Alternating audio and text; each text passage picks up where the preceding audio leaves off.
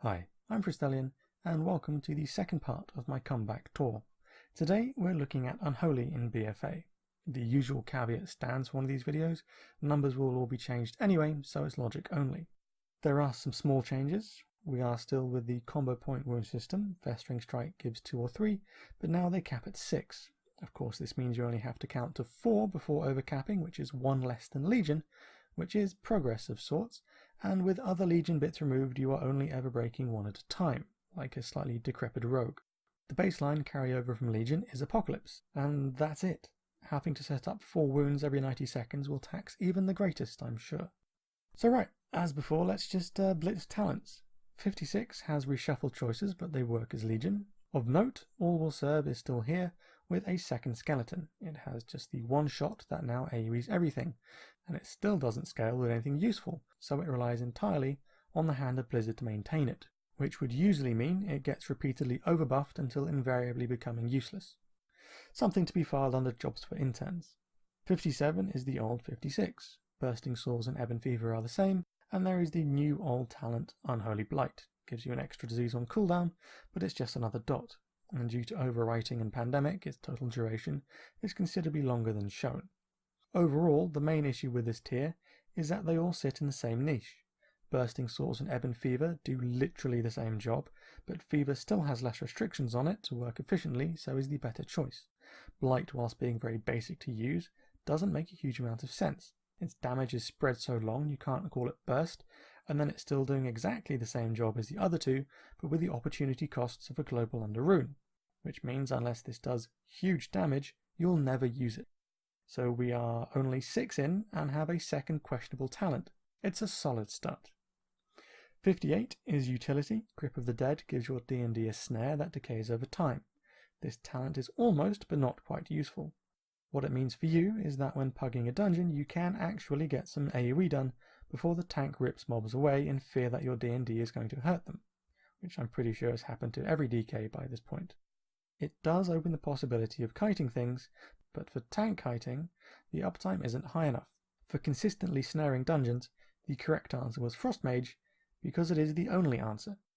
With that in mind, you will most likely be taking Death's Reach to wrangle strays and keep packs together while the mage slows them.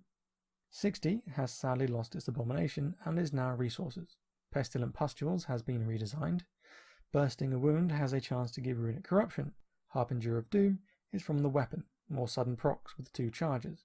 And then there's Soul Reaper, which is now a very weird thing. It gives you runes and deals some damage, kind of like Horn of Winter, and then if you kill the target you get some haste. Because of the whole actives versus passive thing, even if it does great damage, you probably won't ever use it, so at least this tier is thematically consistent with the rest. 75 is how you like your damage. You can either block it, dodge it, or take it, but it does lock out healing, so if you aren't missing more than half of your health when you use it, your healers have a legitimate reason to let you die. Tier 90 is AoE, but since this is where most of the worms in the can live, I'll be looking at this in a second. Lastly, we have 100. Army of the Damned reduces the cooldowns of Apocalypse and Army. Unholy Frenzy is now a haste cooldown that puts a wound on auto attacks. The haste is useful, but it's nothing flashy, just be careful not to overcap wounds. Summon Gargoyle has replaced Arbiter. I assume the number of baseline cooldowns that didn't affect gameplay was still too many, so Gary had to go. It has the damage increase per runic spent, so it will have all of the same issues and breakpoint stuff that Arbiter had. And given the changes to stat scaling, you won't be able to fine-tune your secondaries that easily to hit them. It also has a very long duration, so I'm curious by how much that surpasses the DPS spike during burst. All of this casts a fairly large shadow of doubt over how much use this will be, so we have another tier with only 2 probable choices. I think this is really the first spec I've seen where you can pretty much throw away 1 talent per tier. It's truly inspiring work. And right, yes, that's the main set done, onto War Mode.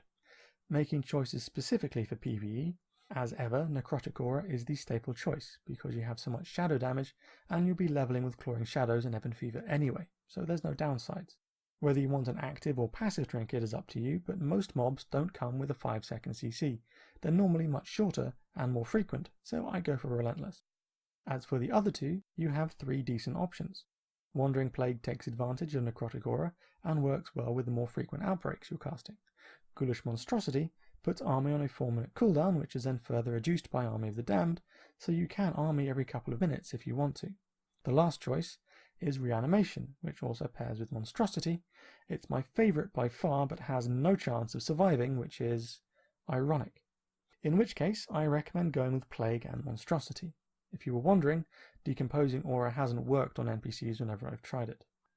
Right, let's look at builds. Most specs are organised around maximising your tier 100 choice, but not Unholy.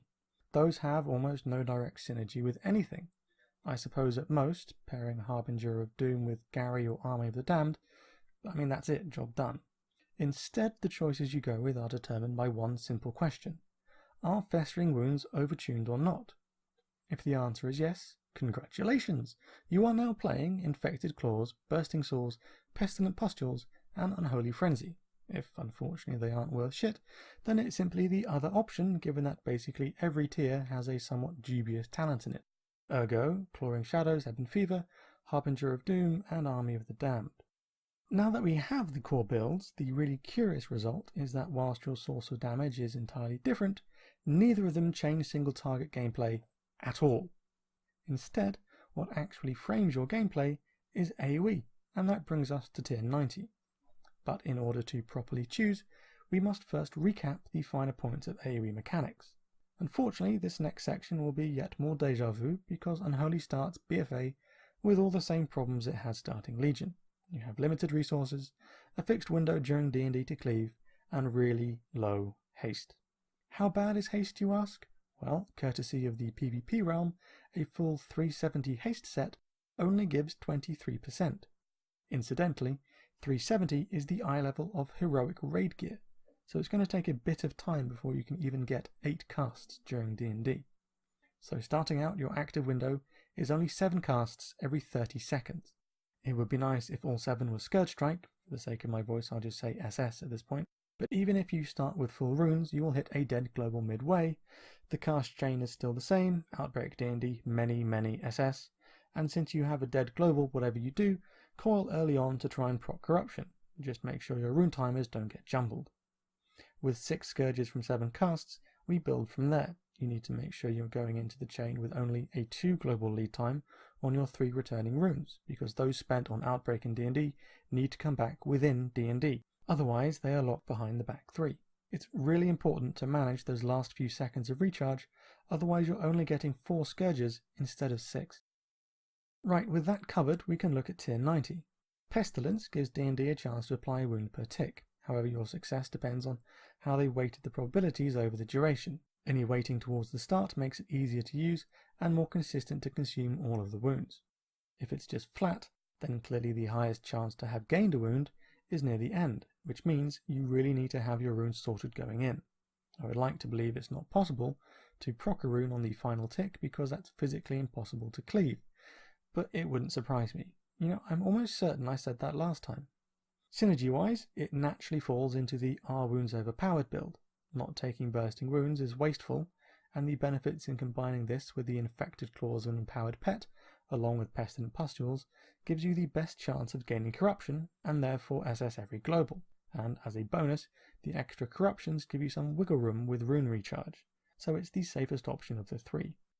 Now, Defile is a bit of an odd talent. It does all the usual Defile things, but its shorter 20-second cooldown forces you into an essentially woundless playstyle.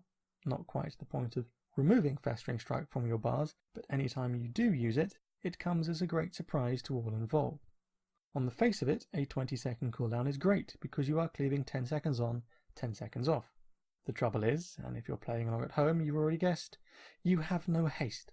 We just used all of the runes spamming SS during D&D, and since you only recharge 3 every, 9-ish seconds, you can be looking at serious downtime between defiles.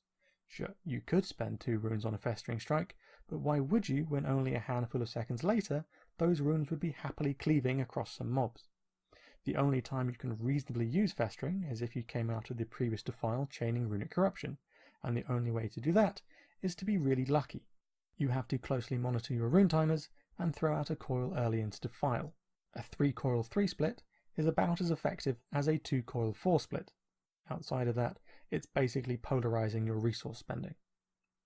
Right, so as for builds, we clearly place this with the wounds aren't worth shit selection, but the only thing it actually synergizes with, again, is Harbinger of Doom. Being able to stock up a couple of death coils means you aren't wasting doom procs, along with the runic power you aren't able to spend during defile. These then eat through some of the downtime between defiles and increase your chances of having runes actually ready for the next one.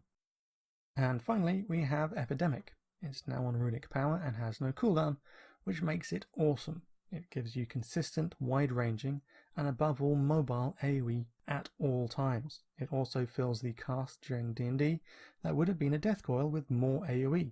It's a great choice for dungeons or for helping your burst around D&D. Since it's on runic power, leaves D&D at 30 seconds, and doesn't interact with wounds, it works with either build. It's worth noting that wounds still give their runic power if a mob dies, so when outside of D&D, and depending on the damage of the wound to its primary target versus the damage of Epidemic, you can stack wounds on dying mobs to quickly boost your runic power to just AoE some more.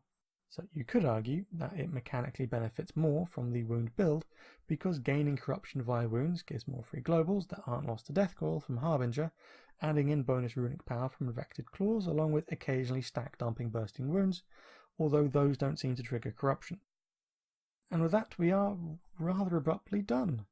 As I said previously, some bits don't really work, but it does hold together in a logical way. There are now options for consistent AoE, and the lack of any real definition single target does drag, but there is potential in talents. And since there is essentially one talent per tier that is entirely dependent on being manually tuned, you can expect the occasional bizarre build around updates. Of course, the root cause of all problems is terrible haste.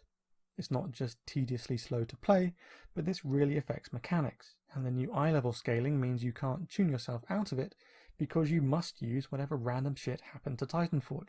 But this whole slow gameplay thing has happened every expansion to date. They launch from a strong position where things play well into the worst version you can have in order to incrementally resolve it 18 months later under the guise of character progression. So whilst it's nothing new, the reason it's a significantly bigger problem this expansion is because there is no grand overhaul of class mechanics to hide behind. It's much easier to cover up a rollback when you jumble up all the pieces. But now, the players coming out of Legion who ordinarily wouldn't notice their arse was missing until they try to sit down will suddenly find all their toys stopped working and just crash into a wall of comparative disappointment. So I fully expect Blizzard to knee-jab something, probably with Azerite, a few months after launch. And on that note, that's the conclusion done. But I would like to say thank you for such a warm reception. I had no expectations after 2 years away. It's been a very pleasant surprise and inspires me to keep at it this time round. In regards to that, these analysis videos take me a fair amount of work to put together, and since we are only a few weeks away from BFA, there's not really time to do another class before launch, because my current plan is to put together some guides which worked out quite well last time and should hopefully help some people out. But that's not hugely useful for you because you just watch me do this. So I do, however, remember long ago being asked to do things about building UIs, rune timers and the like. It's different but the same, and gives me things that I can put together in the meantime. One last thing, and this is perhaps total folly, but I am going to try and stream a couple of hours here or there. The biggest issue with this is I can't make any promises as for when or how long I'll be online, but my accounts on Twitch and Twitter are the same if you're interested in a very, very long shot. I know, I sell it so well. So one way or another, I'll be seeing you. Thanks for watching.